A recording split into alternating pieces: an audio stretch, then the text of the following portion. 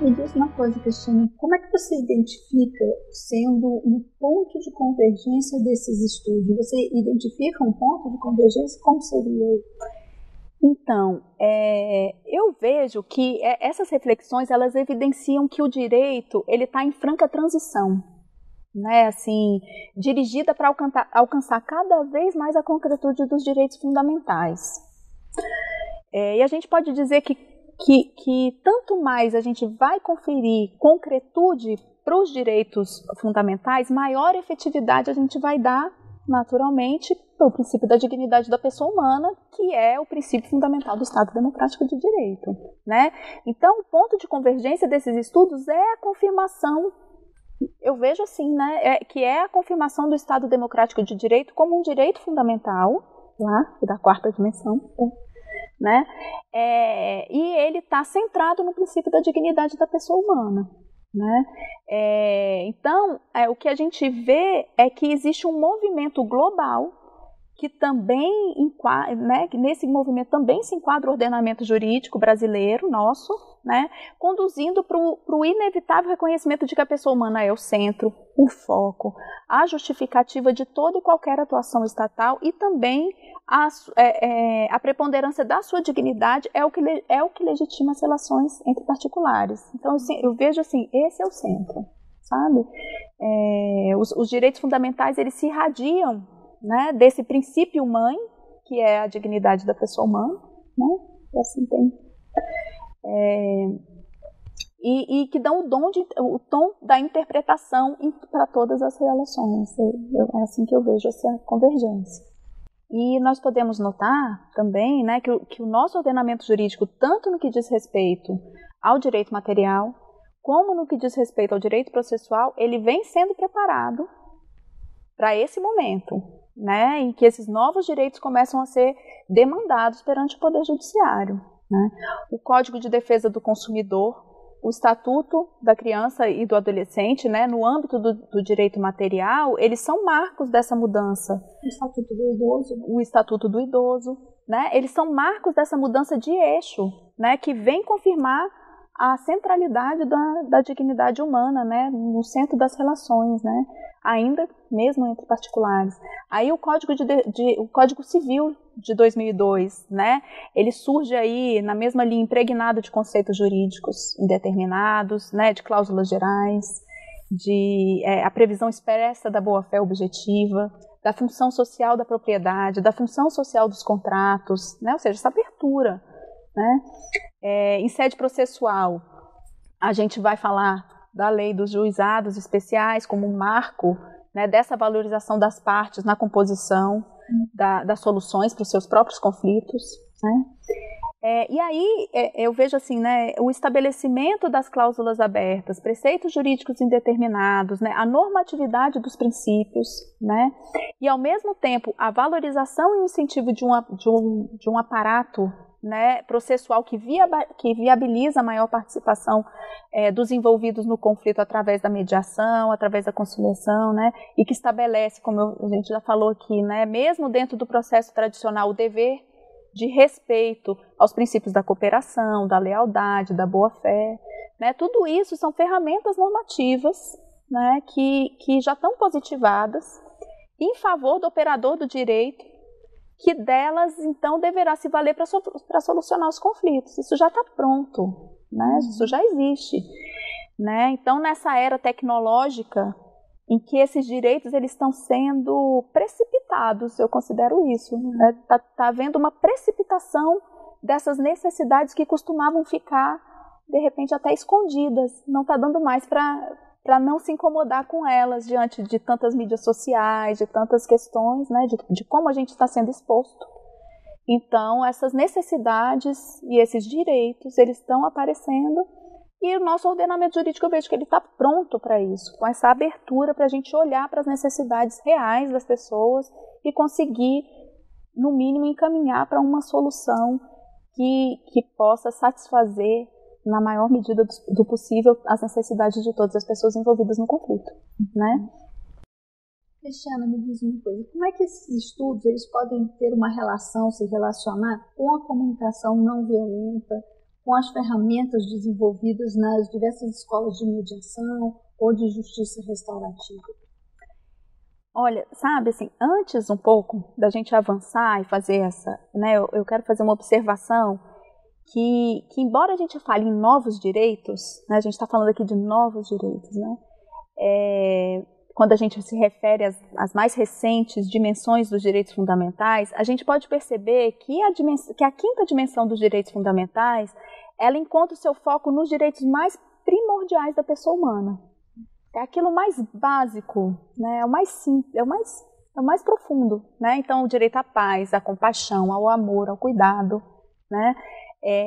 Eu sinto assim, a insatisfação das necessidades que estão subjacentes a esses direitos, ela levou a outras carências. E as pessoas, e nós todos, né, como comunidade, como sociedade, a gente passou a acreditar que essas outras carências que são as reais necessidades.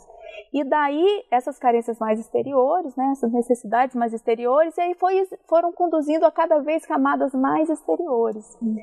Né? Então, partindo da desconsideração desses direitos mais primordiais que a gente está considerando aqui na quinta dimensão, né, que a paz, o cuidado, o amor, a compaixão, a gente criou, então, uma cultura baseada na escassez. Né? A gente criou uma cultura baseada na necessidade de segurança. O que eu preciso é segurança. Né? O que eu preciso é acúmulo de capital. Né? Então a gente começou a acreditar que essas são as verdadeiras necessidades. Né? E com isso criamos essa cultura de escassez que leva a uma cultura de competição e etc. Né? Então a gente passou a compreender como naturais, diante dessas crenças, né, várias atrocidades mesmo que foram justificadas por falsas necessidades, que é a necessidade de garantir segurança, necessidade de garantir proteção, necessidade de acumular capital, né?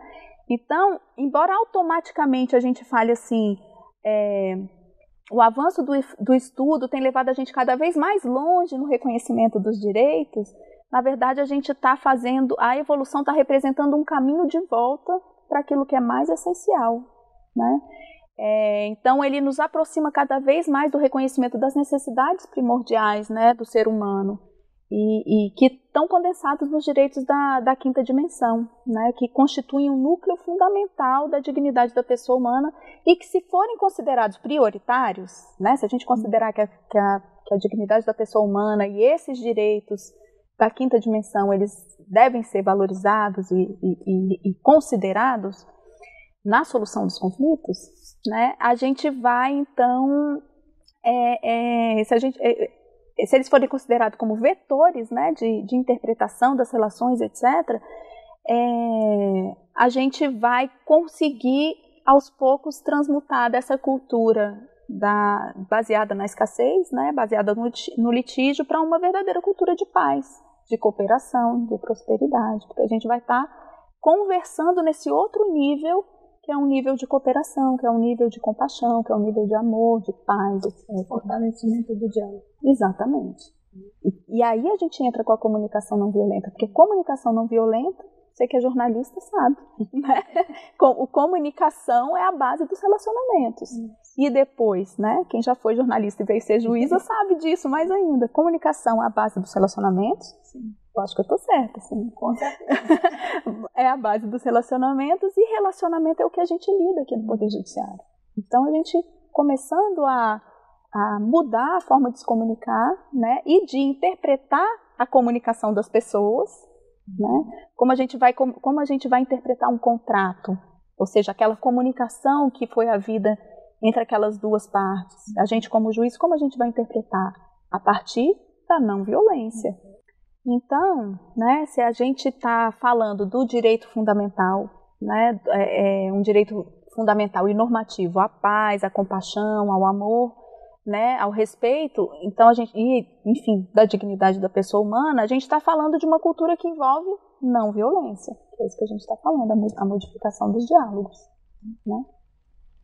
Cristiana, como é que a gente pode, então, fazer essa ponte de transição da cultura de violência e escassez para essa cultura de paz?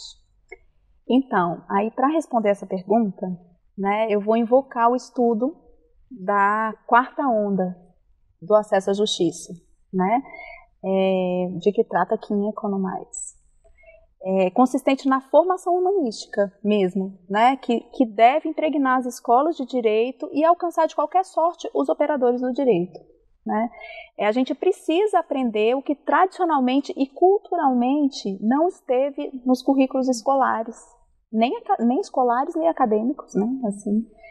E em qualquer nível também não fez parte da nossa cultura nem dentro de casa, nem na nossa educação mesmo, né? Não era nosso costume entrar em contato com os nossos sentimentos, com as nossas necessidades, né? E poder identificá-los, né? A gente não foi preparado e não foi ensinado a reconhecer, respeitar e lidar com emoções. E é isso que está acontecendo agora. As emoções estão realmente sendo precipitadas e as necessidades que ficavam escondidas estão vindo para fora. Por isso que a gente vê coisas estranhas acontecendo. Parecem estranhas, mas é o resultado desse abafamento de emoções, né? Então, nesse momento que a gente está sendo chamado a construir uma cultura de paz, eu acho que a gente deve reconhecer essas habilidades que vão ser demandadas da gente, né? Então, a ideia que se apresenta nesse contexto é de conciliar, de um lado, esse arsenal normativo, que já está pronto, ou seja, a Constituição com a sua força normativa irradiante, né? Sejam as leis ordinárias de natureza material ou processual, né? Que estão preparadas para lidar com esses novos direitos, como a gente está vendo aqui, né? Como a gente está falando. E do outro lado, a sugestão são as técnicas da comunicação não violenta, desenvolvida por Marshall Rosenberg, né? E aquelas praticadas também nas escolas da mediação, na justiça restaurativa, né? Que, como eu disse no começo, assim, a comunicação não violenta, ela acaba que ela é uma base também, ela está presente nessas outras escolas. Isso que você está falando é extremamente oportuno nesse momento que o CNJ está querendo mudar todo o concurso para a magistratura exatamente com esse viés, né? Então, como é que a gente pode dizer que as técnicas de comunicação não violenta possam favorecer a efetivação disso que hoje é chamado de novos direitos? É possível uma releitura do ordenamento jurídico a partir dessas lentes da comunicação não violenta, né? E com isso caminhar para a efetivação dos novos direitos com o emprego das suas técnicas. O ordenamento jurídico, né, como a gente está vendo, ele está pronto para isso, né? Mas a aplicação ainda a aplicação do ordenamento jurídico, como ele está redigido, ainda é um desafio, né? Mas é um desafio para o operador do direito formado e confirmado na cultura do litígio, né? Então é necessário um trabalho dirigido para os aplicadores do direito, né? Essa é a proposta, né? Com o objetivo de revelar esse olhar a partir da lente da comunicação não violenta. São duas vertentes, sabe? Tem assim a formação dos operadores do direito para que eles comecem a ler o ordenamento jurídico a partir da comunicação não violenta, a partir desse viés, e também pode cortar essa parte, mas é só porque eu quero falar para você. Então, assim, a gente vai reler o ordenamento jurídico a partir da comunicação não violenta, mas também não é suficiente a gente fazer essa leitura se a gente não tiver entendendo o que são necessidades, como fazer empatia. E para fazer isso, aí que entram as técnicas da comunicação não violenta. Não é para eu aplicar uma técnica de comunicação não violenta num processo, porque pode não ter cabimento. De repente até tem cabimento numa mediação, numa conciliação, na justiça restaurativa, mas não tem cabimento num processo tradicional nosso. Mas essa visão restaurativa, essa visão a partir da comunicação não violenta que esteja impregnada em mim, vai fazer com que a minha resposta leve em consideração as necessidades. Mas eu só sei qual é a necessidade do outro se eu souber qual é a minha. Então, o processo da construção de uma nova cultura, ele precisa passar pela análise do que está impedindo a transição. né? Se a gente vai construir, o que está me impedindo de chegar lá? Ainda mais eu olho que eu tenho todo um ordenamento jurídico pronto para isso, né? Então, no caso da cultura de paz, olhando sob o prisma do Poder Judiciário, do nosso trabalho, a gente está diante da constatação de uma necessidade de desenvolvimento dessas habilidades humanísticas pelo operador do direito, né?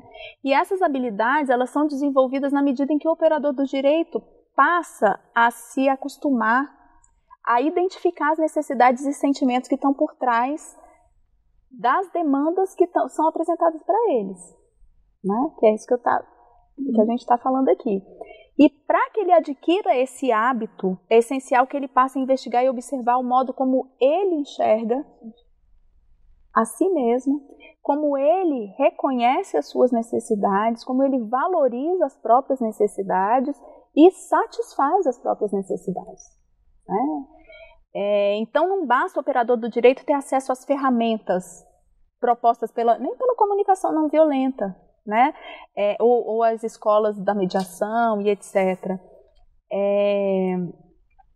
É preciso que ele identifique as necessidades que estão subjacentes ao conflito, né?